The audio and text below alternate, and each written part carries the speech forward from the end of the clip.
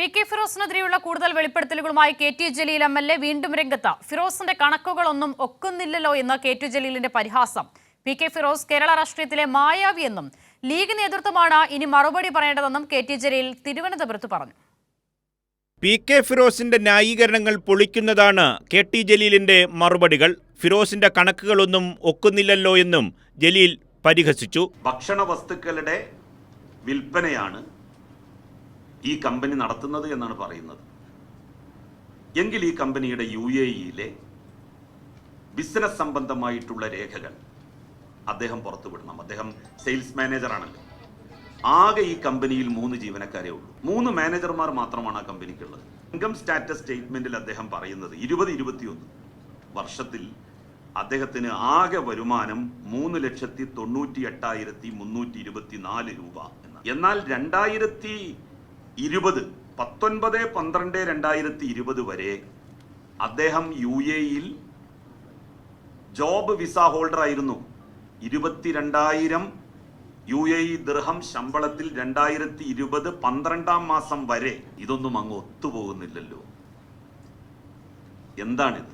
ദുബായിൽ എവിടെയാണ് പി.കെ. ഫിറോസിന്റെ കമ്പനിയെന്നും 5.25 ലക്ഷം രൂപ മാസശമ്പളം ലഭിക്കാൻ ഫിറോസ് കമ്പനിക്ക് വേണ്ടി ചെയ്യുന്ന ജോലി എന്താണെന്നും ജലീൽ ചോദിച്ചു.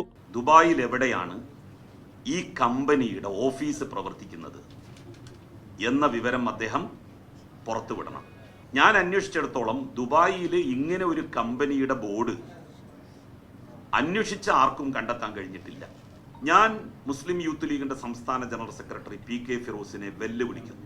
രാംരാജിൽ നിന്ന് നിങ്ങൾ 2,72,000 ധോത്തി വാങ്ങിയപ്പോൾ നിങ്ങൾക്ക് അവര് GST ഉൾപ്പെടെ ഉള്ള ബില്ല് തന്നിട്ടുണ്ട്.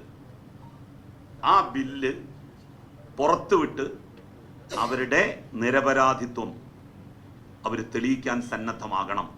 ഉണ്ടെങ്കിൽ ഇന്ന് തന്നെ അവർ പുറത്തു വിടൂലേ?